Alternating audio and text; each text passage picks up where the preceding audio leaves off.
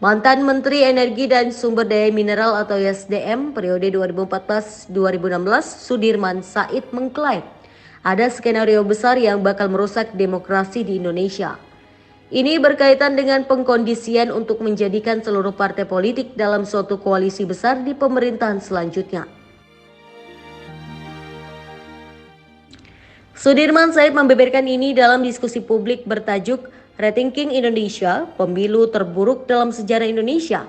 Akankah kita terpuruk? Di Grand Wijaya Room, Hotel Grandika, Iskandar Syah, Kebayoran Baru, Jakarta, Sabtu 2 April 2024. Klaim Sudirman Said, skenario ini nantinya cuma menyisakan 1-2 partai politik saja yang menjadi oposisi.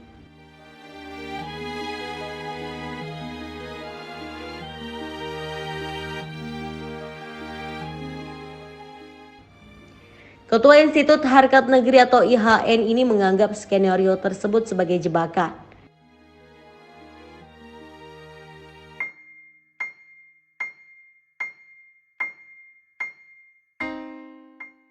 Di sisi lain, Sudirman Said menyinggung elit partai politik yang sekarang berada di lingkaran kekuasaan. Menurutnya, elit parpol yang tengah berada dalam pemerintahan saat ini bakal menganggap skenario tersebut sebagai berkah. Pasalnya, mereka akan tergiur untuk melanggengkan kekuasaan.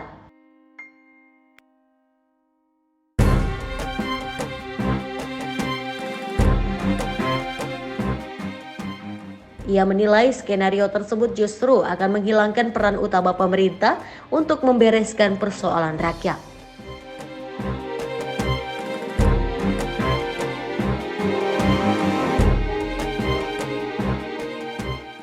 Pak Harto dengan sebutan sebagai Bapak Pembangunan atau membawa paham pembangunanisme developmentalis berhasil menaikkan ekonomi kesejahteraan kita begitu rupa, tapi lupa demokrasi. Maka 198 muncul kesadaran baru, kesadaran berdemokrasi.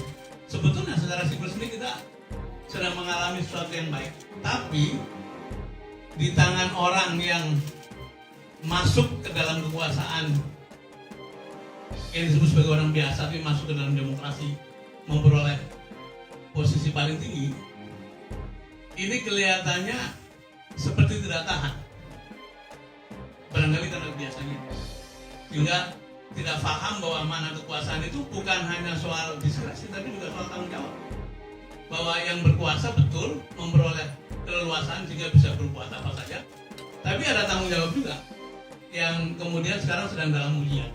Apakah kekuasaan itu bisa dipertanggungjawabkan atau tidak? Dan saya betul-betul khawatir apakah masa-masa ini, hari-hari ini akan menjadi siklus 20 tahunan yang membalik keadaan, atau bertambah 20 tahun lagi keadaan seperti ini, sehingga kerusakan akan terjadi terus-menerus dalam waktu 20 tahun ke depan. Katanya di bisik-bisik di luar sudah ada yang membuat skenario bahwa keadaan ini akan berlangsung selama 20-25 tahun. Bahkan sudah mulai ada bisik-bisik, sudah seluruh partai dimasukkan ini dalam satu koalisi besar, permanen, jangka panjang, tinggal 1 atau 2 ditinggalkan di luar. Ini satu etikat yang sangat buruk yang akan membuat kita makin terjebak, yang saya sebut tadi bisa masuk dalam kategori unfixable, tidak bisa diperbaiki.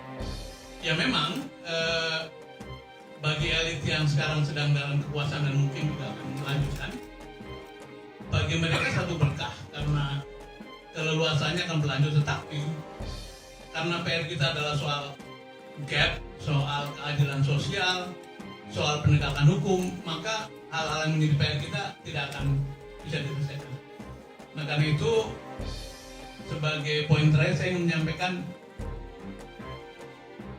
andalan kita barangkali tinggal pada masyarakat sipil sebagai last resort dari bagaimana menjaga demokrasi ini bisa berjalan. Jadi sudah dikatakan oleh moderator kita, hari ini saya mungkin sedang siap-siap bergeser ke tengah begitu ya, dan kemarin kita membela 01, barangkali juga ada yang membela 03 atau 02, silahkan saja. Tapi rasanya kita mesti kembali mengorganisir kekuatan masyarakat sipil, karena sejak lama baik itu perubahan di 1965 98 itu andalannya bukan partai politik. Partai politik itu bukan produsen demokrasi. Dia adalah konsumen demokrasi. Begitu terjadi satu proses perubahan, mereka masuk sebagai pengguna.